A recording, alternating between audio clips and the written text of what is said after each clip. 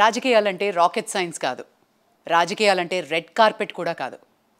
గెలుపుని ఓటమిని సరిసమానంగా తీసుకోవాలి అనుకుంటారు రాజకీయ నాయకులు. కానీ ఓటమి అన్నది ఒక మనిషిని అతలాకుతలం చేసేస్తుంది. బట్ గెలుపు ఓటములకు అతీతంగా అసలు పట్టువదలని విక్రమార్కుడిలాగా రాజకీయ గ్రహణాన్ని చీల్చి ముందుకి దూసుకుని విజయాన్ని సాధించిన మన తెలంగాణ రాష్ట్ర రవాణా మరియు బీసీ సంక్షేమ శాఖ మంత్రులు మన పొన్నం ప్రభాకర్ గౌడ్ గారితో క్వశ్చన్ అవర్. నమస్కారం సార్. నమస్తే అమ్మా. ఎలా ఉన్నారు? Congratulations firstly. Thank you. ఒక ఎమ్మెల్యేగా మొట్టమొదటిసారి కంటెస్ట్ చేసి గెలిచి మంత్రి అవ్వడం, మీరు అనుకున్న హోదా వచ్చిందా, శాఖ వచ్చిందా? ఎక్కువ అనుకున్నారా, తక్కువ అనుకున్నారా? How was it sir? ఇంతకుముందు కూడా పోటీ చేసి ఓడిపోయాను ఎమ్మెల్యేగా. నేను సరే ఎంపీగా ఓడిపోయినా, ఎంపీగా గెలిచిన. మీరు అంటే గెలుపోవటంలో అన్ని జీవితంలో చూసినాం. పార్టీ సీనియర్ కార్యకర్తగా నన్ను హుస్నాబాద్ ప్రజలు గెలిపించిన తర్వాత మంత్రిగా అవకాశం వచ్చింది. నేను తెలంగాణ రాష్ట్ర శాఖ మంత్రిని. శాఖతోటి ఈ ఫలానా శాఖ ఉంటేనే నేను ఆ శాఖకు సంబంధించిన లేదు. ఈ రాష్ట్రంలో కాంగ్రెస్ పార్టీ ప్రభుత్వం తరఫున జరగాల్సిన కార్యక్రమాలకు సంబంధించి అది ఏ శాఖనున్నా ఎవరున్నా మా ప్రభుత్వ విధానాన్ని ప్రజల దగ్గర తీసుకుపోయే అంశాల లోపల బాధ్యతగా వ్యవహారం చేస్తారు. కాబట్టి పోర్ట్ఫోలియో ఇష్యూల దిస్ ఇస్ నో ఇష్యూ డిస్కషన్కు సంబంధించి. కాబట్టి నేను ఏదైతే రిప్రజెంట్ చేస్తారో ఆ బ్యాక్వర్డ్ క్లాస్ మినిస్ట్రీ నేను, దాని తదుపరి ట్రాన్స్పోర్టేషన్ సంబంధించి నేను I'm very happiest person. Because నేను నిర్వహిస్తున్న శాఖకు సంబంధించి 6 గ్యారంటీల్లో ఈ తెలంగాణ రాష్ట్రంలోని అక్కా చెల్లెలందరికీ సంబంధించి నా ప్రభుత్వం ఏర్పడ్డ 48 గంటల్లో మహిళలకు ఉచితంగా బస్సు సౌకర్యం కలిగించినటువంటి శాఖ మంత్రిని నేను.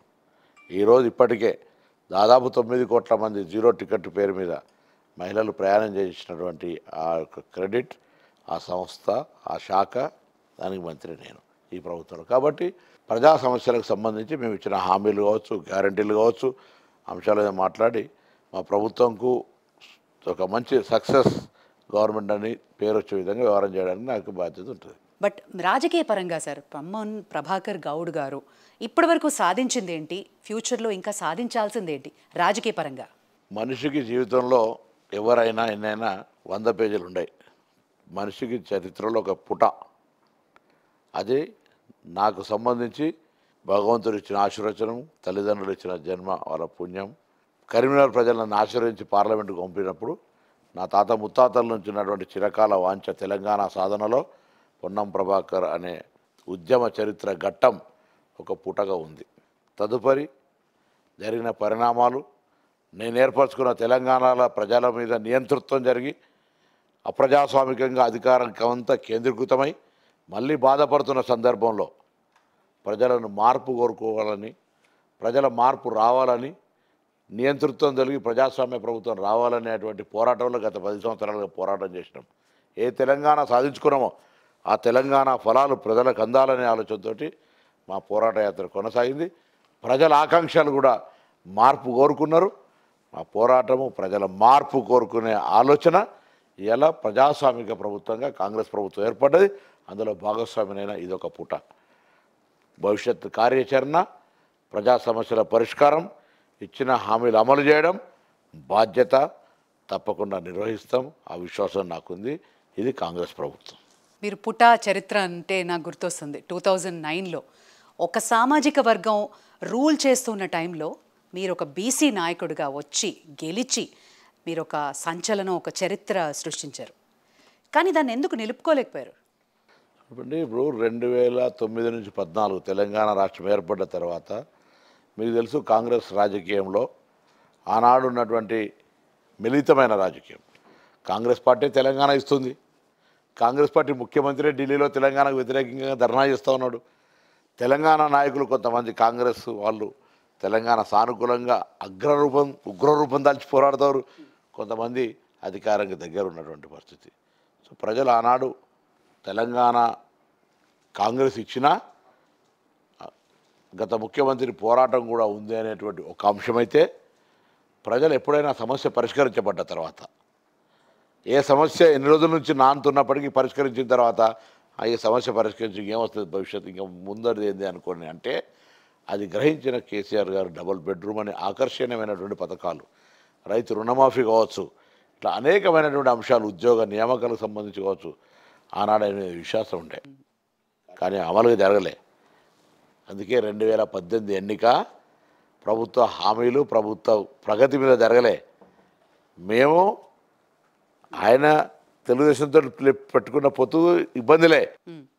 2009లో మేము తెలుగుదేశంతో పొత్తు పెట్టుకున్న అంశాన్ని ఎన్నికల ఎజెండా చేసి గల్లీ నుంచి హైదరాబాద్ దాకా ఆంధ్ర అమరావతి గులాములు అనేటువంటి ఒక ప్రేరేపితమైన వార్త చేయడం వల్ల 2018లో ఓడిపోయినాం. పొత్తు తప్పు కాదు, చంద్రబాబు నాయుడు గారి అంటే ఓవర్ రియాక్షన్. హైదరాబాద్ నేనే అభివృద్ధి చేసినాను, పొత్తుకు ఎక్కడ ఇబ్బంది కలగలే వాస్తవంగా. కానీ ఏదైతే ఓవర్ ఇంటర్ప్రిటేషన్ ఎక్కువైందో, వారి యొక్క ప్రమేయం అయిందో ప్రజలు కూడా విశ్వసించారు. ఏంది అప్పటిదాకా తెలంగాణ హార్డ్ కోర్ తెలంగాణ ఒక సెంటిమెంట్ అనేది. ఇప్పుడు 3 విషయాలు ఎప్పుడైనా మీరు గుర్తుపెట్టుకో, చిన్న ఇట్లా సెన్సిటివ్ ఇష్యూస్, కులము మతము ప్రాంతము, అది దాన్ని ఫైర్ చేసి కేసీఆర్ లబ్ధి పొందారు. ఇప్పుడు ఎంత చేసినా ఏం చేసినా నువ్వు ఏం మాట్లాడినా ప్రజలు నిన్ను విశ్వసించలే, పక్కన కొట్టేశారు. కేసీఆర్ను జరుపుతారా అనుకున్నాడు. అందుకే పాపం పరిస్థితి ఎలా ఇప్పటికి కూడా పవర్ నుంచి కోల్పోయినా వాళ్ళకి ఆ ఫీలింగ్ పోతలేదు. 4 రోజులు కాలే మేము అధికారంకి వచ్చి, ఈవెన్ నాట్ 45 days, మేము 420 అంటారు. మమ్మల్ని అమలు చేస్తారా లేదా అని అడుగుతారు. 10 ఏళ్లలో అనేక హామీలు అమలు చేయని వాళ్ళు, సర్పంచ్ల చావులకు కారణమైనటువంటి వాళ్ళు ఇలా చెప్తారు ఈ ప్రభుత్వం సర్పంచ్లకు ఏం చేస్తుందని అడుగుతారు. ఆటో కార్మికులకు సంబంధించి డీజిల్ లీటర్కి 50 రూపాయలు పెరిగింది. మేము 2011లో 11 రూపాయల నుంచి 20 రూపాయలకు చేసినాం కిలోమీటర్. ఒక్క పైసా పెంచాలి వీళ్ళు. నెలకు 15,000 వేయాలి కాంగ్రెస్ అంటాడు హరీష్ రావు, అసెంబ్లీలో కొట్లాడుతాడు. రా బిడ్డ కొట్లాడదాం, చెప్తాం మీ లెక్కేందో. ఆటో కార్మికులతో చెప్తే ఇంత రాజకీయంగా నిజంగా మాట్లాడతారా సార్ అని అడుగుతారు పాపం కార్మికులు ఆటో వాళ్ళు. సో వాళ్ళని రెచ్చగొట్టి మహాలక్ష్మి పథకం మీద బురదలే ప్రయత్నం జరుగుతుంది. అందుకే ఇది మీ ప్రభుత్వమయ్యా రండి అని పిలిచి చర్చలు చేసినా వాళ్ళకి వెల్ఫేర్కి సంబంధించిన స్కీమ్స్ చేయాలో ఆటో కార్మికుల సంక్షేమం మా ప్రభుత్వ బాధ్యత అని చెప్పిన. They are very happy. రాజకీయ క్రీడలో పడద్దని చెప్పినాం. మేము మహిళలకు సంబంధించి ఒక ఉచిత బస్సు నిర్ణయం తీసుకుంటే ఎందుకు టీఆర్ఎస్ పరిశానలో పడి మీకు ఇష్టం లేదా చెప్పండి, మహిళలకు ఉచిత బస్సు రద్దు చేయమని కాంగ్రెస్ డిమాండ్ చేయండి. ఒక పథకం మహిళల పట్ల సానుకూలంగా తీసుకుంటే ఆటో కార్మికులను రెచ్చగొట్టి ఆ పథకాన్ని మహిళలను వస్తాను సార్ ఆ పథకం చేస్తుంటే ఇది తప్పు అని చెప్తున్నాను. అంటే ఖచ్చితంగా అది 100 రోజులలో పథకాలన్నీ అమలు చేస్తాం అన్నారు Congress. Is it true? What is your confidence? 100 రోజుల లోపల పథకాలను అమలు చేస్తాం. మళ్ళీ చెప్తాను, ఇప్పటికే ఆర్టీసీ మహిళా బస్సు ఉచితం, దాంతోపాటుగా ఆరోగ్యశ్రీ 10 లక్షల రూపాయలు, మిగతా గ్యారంటీలకు సంబంధించి డిసెంబర్ 28 నుంచి 6 దాకా ఇట్స్ ఆన్ ప్రాసెస్. ప్రక్రియకు భాగంగా అప్లికేషన్ల సేకరణ తీసుకున్నాం. ఎలిజిబిలిటీ ఆర్ క్రైటీరియా అర్హులకు రావాలి అనే ఆలోచనతో ₹1 ఖర్చు లేకుండా, ఒక చిన్న తప్పు సంఘటన జరగకుండా 1,05,00,000 అప్లికేషన్ తీసుకున్న ప్రభుత్వం. అది అప్లికేషన్ ఫామ్ కూడా మేమే ఇచ్చి, జిరాక్స్ పేరు మీదనో గతంలో ఏదైనా జరగాలంటే గృహలక్ష్మి పేరు మీద, బీసీ బంధు పేరు మీద, ఎస్సీ బంధు పేరు మీద, కార్పొరేషన్ లోన్ల మీద, రేషన్ కార్డు అప్లికేషన్లు, ధరణి పేరు, జిరాక్సులు, అప్లికేషన్లు జిరాక్సులు ₹100 కొట్టుకున్నటువంటి పరిస్థితి. ఇలా మేము పౌరునికి సంబంధించిన ₹1 ఖర్చు లేకుండా, ఆయన హైదరాబాద్ ఇన్ఛార్జ్ మినిస్టర్ 6,000 కేంద్రాలు 600 కేంద్రాలను పెట్టి మేము అప్లికేషన్ తీసుకున్నాం. అవన్నీ కూడా డాటా ఎంట్రీ 30,000 మందిని మా దగ్గర ఉన్న సిబ్బందితో పాటు అవుట్సోర్సింగ్ చేసి డాటా ఎంట్రీ అయిపోయింది. అవన్నీ కూడా గ్రామాల్లో డిస్ప్లే చేస్తాం. ఎలిజిబిలిటీ క్రైటీరియాని ఫిక్స్ చేస్తున్నాం. ఏ బీపీఎల్ కింద ఉన్న వాళ్ళకి ఇవ్వాలని ఏదైతే ఇవ్వాలో వాళ్ళకి ఇచ్చి డిస్ప్లే చేస్తున్నాం. ఎందుకు డిస్ప్లే చేస్తున్నాం? ఇలా తప్పులు ఉన్నాయా వెతకమని కాదు, ఇంకా ఎవరైనా మిస్ అయితే అప్లై చేసుకోండి, అందరికి ఇస్తాం మేము. ప్రాసెస్ ప్రాసెస్ 100% డెఫినెట్లీ రేపు పొద్దున మేము ఇస్తాం కదా. ఎందుకు మీరు టీఆర్ఎస్ పార్టీ ప్రభుత్వం ఇచ్చిన హామీ 100 రోజులు ఓపిక పట్టలేకుండా 420 అనే అర్హత ఎక్కడి నుంచి మీకు వచ్చిందని అడుగుతున్నాం. ప్రభుత్వం మీద ఈ రకంగా విమర్శలు చేస్తూ ఖజానా ఖాళీ చేసి పెట్టిన మీళ్ళు శ్వేతపత్రాల మీద మీ వాస్తవ జీవిత సత్యాలను తెలంగాణ ప్రభుత్వంగా 10 సంవత్సరాలు చేసినటువంటి అరాచకాన్ని చూపెడితే శ్వేతపత్రం అని ఇచ్చిన మీద చెమటోడ్చి కట్టినట్టుగా మేము అడుగుతా ఉన్నాం. ఇలా మీ ద్వారా శ్వేతపత్రం కాదు, సౌదపత్రాలు ఎక్కడి నుంచి మీ జీవితాలు స్టార్ట్ అయినాయి? 2014 కంటే ముందు మీ ఆర్థిక పరిస్థితి ఏంది? ఇలా మీకున్నటువంటి భవన్ల పేరు మీద, ఫామ్ హౌస్ల పేరు మీద మీ ఆర్థికపరమైనటువంటి సౌదపత్రాలను విడుదల చేయమని అడుగుతా ఉన్నాం. స్పందించరు. ఇవాళ హైదరాబాద్ పేపర్ చూసారు, నీటి కటకట. 2 నెలలనే కాంగ్రెస్ నీటి కటకట కారణమా? పవర్ కట్కు మేమే 2 నెలల మేమే కారణమా? మా ప్రభుత్వాన్ని బదనాం చేస్తే ప్రజలు గమనిస్తూ ఉన్నారు. మాకు సిద్ధశుద్ధి ఉన్నది, మాకు బాధ్యత ఉన్నది, బరాబర్గా మా కార్యక్రమం కొనసాగుతోంది, ముందుకు తీసుకుపోతాం.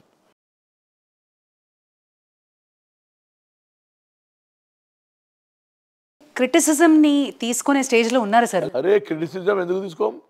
క్రిటిసిజం తీసుకునే స్థితిలో అంటే ఊరికైనా బట్టగాల్చి మీద వారేసి మా ప్రభుత్వాన్ని అసలు మేము ఆళ్ళలేదు సోలేదు కొడుకు పేరు సోమలింగం అని మీకు మీరే ఏదో ఒక పేరు పెట్టి మేము అడుగుతాను. ఒకసారి కాళేశ్వరం కుంగింది, ప్రభుత్వం ఎందుకు ప్రకటన చేయలే?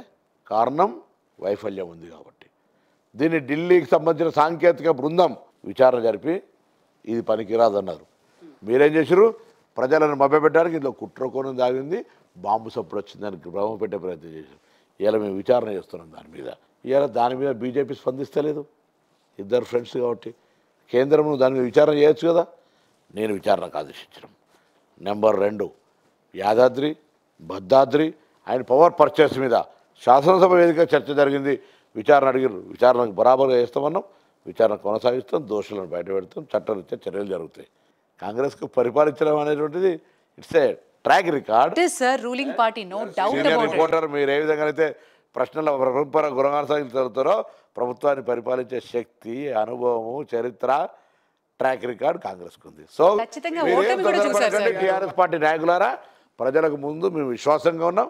ప్రజలు మా మీద విశ్వాసం పెట్టారు, మార్పు కోరుకున్నారు. మేము మార్పుకు అనుగుణంగా కంచెలు తొలగినాయి, ప్రజాస్వామ్యం నెలకొన్నది, స్వేచ్ఛ వచ్చింది. మీకు అవసరమైతే మా మీద ఒత్తిడి తేవడానికి టీఆర్ఎస్ పార్టీకి చెప్పినాం. ధర్నా చౌక్ ఉంది, పొమ్మన్నాం. ధర్నా చౌక్ పోయి ఆటో కార్మికులను రెచ్చగొట్టి 4 టీఆర్ఎస్ నాయకులు కండవలు తీసే ధర్నా చేసుడు కాదు.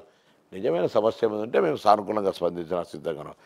రాజకీయపరమైనటువంటి విమర్శ ప్రభుత్వం ఎన్నికలు అయిన తర్వాత పరస్పరమైన పొలిటికల్ ఇష్యూస్ అవసరం లేదు, కలిసి డెవలప్మెంట్కి రమ్మన్నాం. ఇలా మీరు నిజంగానే ఒకవేళ నిజంగా చిత్తశుద్ధి ఉంటే తెలంగాణ విభజన హామీలు అమలు చేయించడంతో పాటుగా తెలంగాణ నిధులకు బీజేపీ కేంద్రం నుంచి తీసుకురావాల్సి ఉంటే, కేంద్రం రాష్ట్రం ఫెడరల్ సిస్టమ్. ఇలా కాంగ్రెస్ ప్రభుత్వం, తెలంగాణ రాష్ట్ర ప్రభుత్వం కేంద్రం నుంచి ఎన్ని నిధులు వచ్చినా దాని గురించి ప్రత్యేకమైన ఒక శాఖ అంటే ఒక సెక్షన్ ఏర్పాటు చేసి మొత్తంగా అన్ని కేంద్ర నిధులను తీసుకురావడానికి మా ప్రయత్నం కొనసాగిస్తాం. కేంద్ర నిధుల్లో తెలంగాణ వాడుండాలని మేము కొట్లాడుతాం. ఆ విధమైన వ్యవస్థ నిజంగా ఒకవేళ కిషన్ రెడ్డి గారికి అంతా నిజంగా తెలంగాణ అభివృద్ధి చిత్తశుద్ధి ఉంటే ఈ 10 ఏళ్ళలో ఏం చేశారో చూపెట్టమంటే నేను ఒకసారి కూడా ఏం చేయలేదు. గిరిజన యూనివర్సిటీ మొన్న చిచ్చిర్రు, ఇలా రాముని ఫోటోలు పెట్టుకొని పెద్దగా తిరుగుతున్నారు.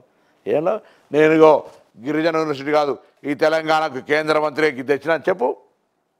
బీజేపీ 10 ఏళ్లలో గిద్దేసింది తెలంగాణకు అని చెప్పండి. కేసీఆర్ గారు ఈ విభజన హామీ చేసినాం, అమలు చేసినాం, తెలంగాణ ప్రయోజనాలు కలిగినాయి అని చెప్పండి. అవన్నీ ఏం చేయరు మీరు. ఊరికేనే రాముడు మా అందరిది రాముడు మీరు కూడా మొక్కుతారు, నేను కూడా మొక్కుతా. రాముడిని ఎన్నికల మార్కెటింగ్ చేయొద్దు. ఎందుకు సార్, మీకు ఎందుకు ప్రాబ్లం వాళ్ళతో? రాముడిని ఎందుకు మార్కెటింగ్ చేస్తున్నారని మీరు అనుకుంటున్నారు? ఊరుండే కటౌట్ పెట్టి రామునికి వీళ్ళ ఫోటోలు పెట్టుకొని ఇది మీరు మళ్ళీ అంటే మార్కెటింగ్ అంటే ఏం చేయాలి? ఇంకా అది మార్కెటింగ్ కాదా? రాముని ఫోటో పెట్టి మేము రామ రామ రమేతి రమే రామే మనోరమే సహస్రనామ తత్తులం రామనామ వరానని నేను చదువుకోగలుగుతా. రమ్మనండి. హిందుత్వంకి సంబంధించి ప్రతిదానికి రాజకీయం చేసే అవసరం లేదు. మీరు ఎలా రాముడు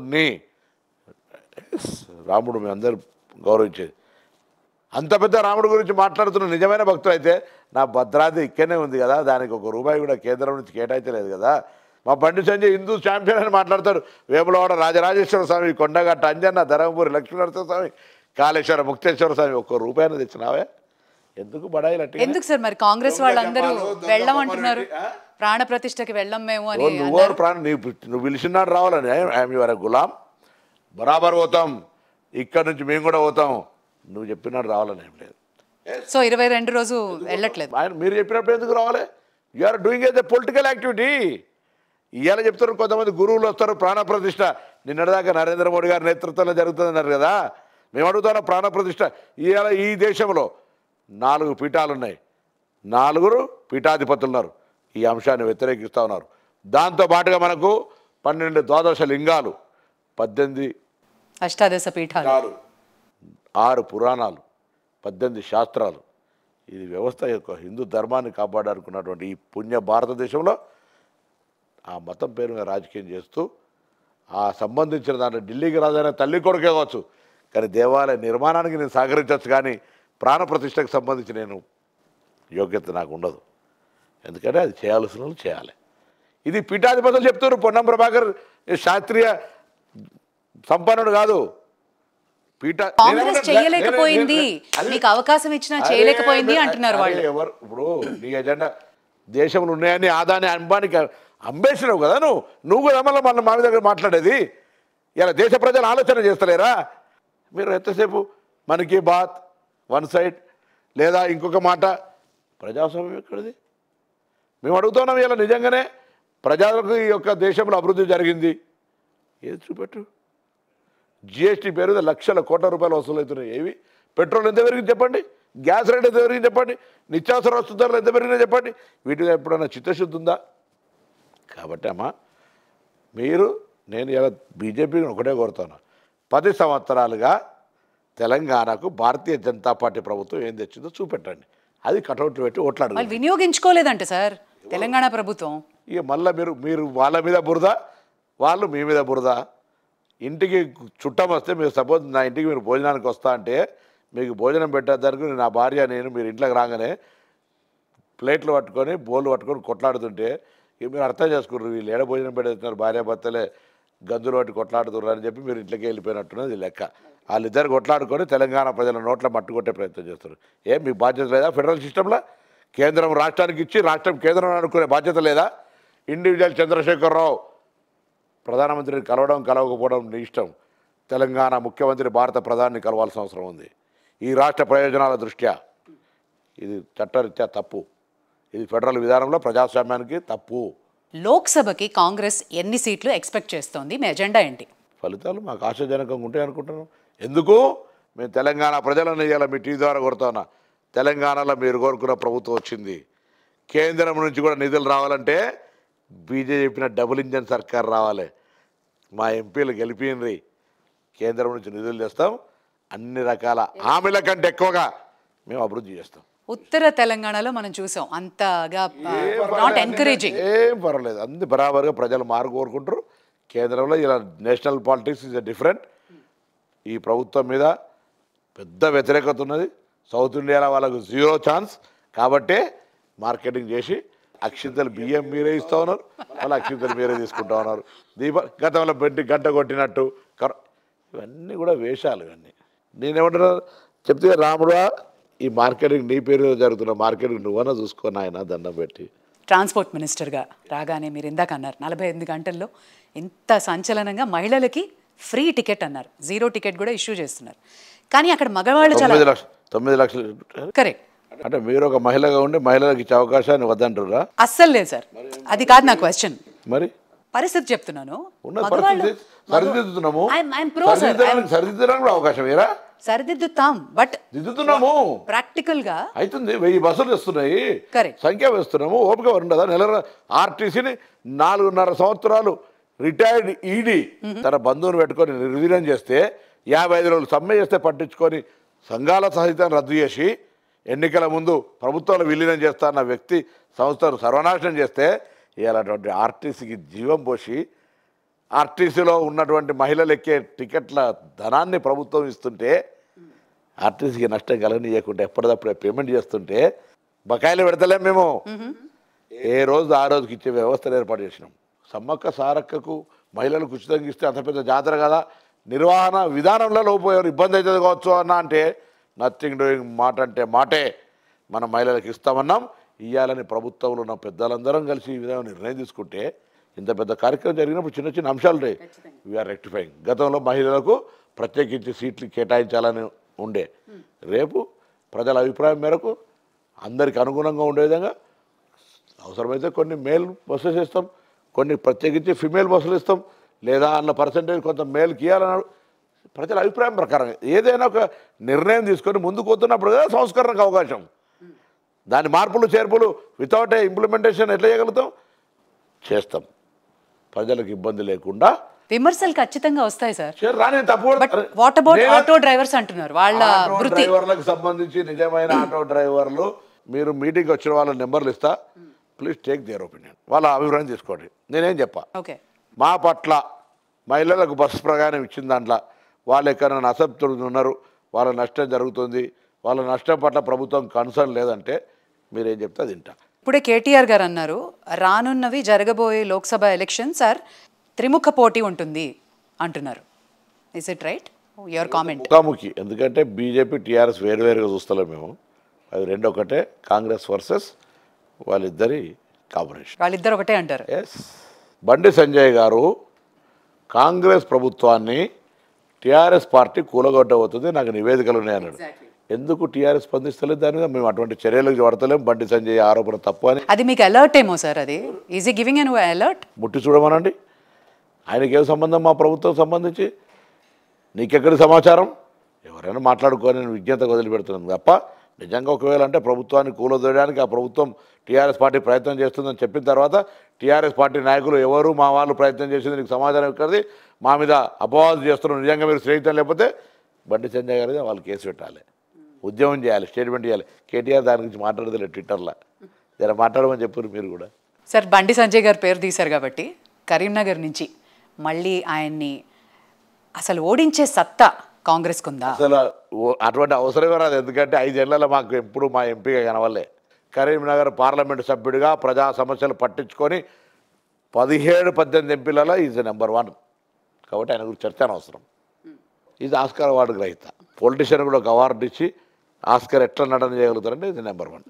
పొన్నం ప్రభాకర్ 5 సంవత్సరాలు పార్లమెంటు సభ్యుడిగా రాష్ట్ర ప్రభుత్వ నిధుల గురించి మాట్లాడతలే, కేంద్ర ప్రభుత్వంలోంచి 2 కేంద్రీయ విద్యాలయాలు తెచ్చిన, 25 మోడల్ స్కూల్ తెచ్చిన, పాస్పోర్ట్ ఆఫీస్ తెచ్చిన, తిరుపతికి రోజు 2 రోజులు వారానికి 2 రోజుల రైలు వేసిన, అది రోజు చేయించలేకపోయినటువంటి వ్యక్తి. నేను ఏం మాట్లాడతారు ఇవాళ? నేను అడుగుతాను బండి సంజయ్ గారు, నేతన్నల కొరకు నువ్వేం చేసింది ఒక చిన్న లేఖ ఎప్పుడన్నా వీళ్ళ సమస్యలు పరిష్కరించమని పార్లమెంటు సభ్యుడిగా కనీసం. అందుకే నిన్ను ఎందుకు తొలగించారో నీకే తెలియదు. వాళ్ళంటారు అవినీతి ఆరోపణ తొలగించడం అంటారు, మేమంటున్నాం కేసీఆర్ బినామీని బీజేపీ అధ్యక్షుని పెట్టుకోవాలని కిషన్ రెడ్డిని పెట్టుకోవాలని తొలగించు కావచ్చు అనుకున్నాం. కాదు, ఆయన కరప్షన్ ఎలిగేషన్ ఉండే అందుకే తొలగించినట్టు. మాకు తెలియదు, ఇంటర్నల్ ఇష్యూ. మంగళసూత్రాలు అమ్ముకుంటున్న వ్యక్తి ఇవాళ మొత్తం లక్షల కోట్ల రూపాయలు పెట్టి కటౌట్లు పెడుతున్నాడు, ఎడిగేస్తున్నా పైసలు అర్థమే తెలియదు. ఇదంతా ప్రజలు గమనిస్తూ ఉన్నారు. కాబట్టి ఆయన గురించి ఎక్కువ చరిత్ర అవసరం లేదు, చర్చ అవసరం లేదు. ఆయన ఎక్కడైనా వేరే నియోజకవర్గంలో పోతాడు కావచ్చు, కానీ ఆ కరీంనగర్ లోక్సభ నియోజకవర్గంలో బండి సంజయ్ అనే వ్యక్తికి సంబంధించిన అంశం లోపల ప్రజలు ఎన్నడూ కూడా పార్లమెంటు సభ్యుడిగా ఏ సేవను పొందలేకపోయినారు అనేది వ్యవస్థ. సో రాబోయే లోక్సభ ఎలక్షన్స్కి అలాగే మీ పథకాలకి మీ మినిస్ట్రీకి wishing you all the best. More power to you sir. See you again sir. Thanks for your time.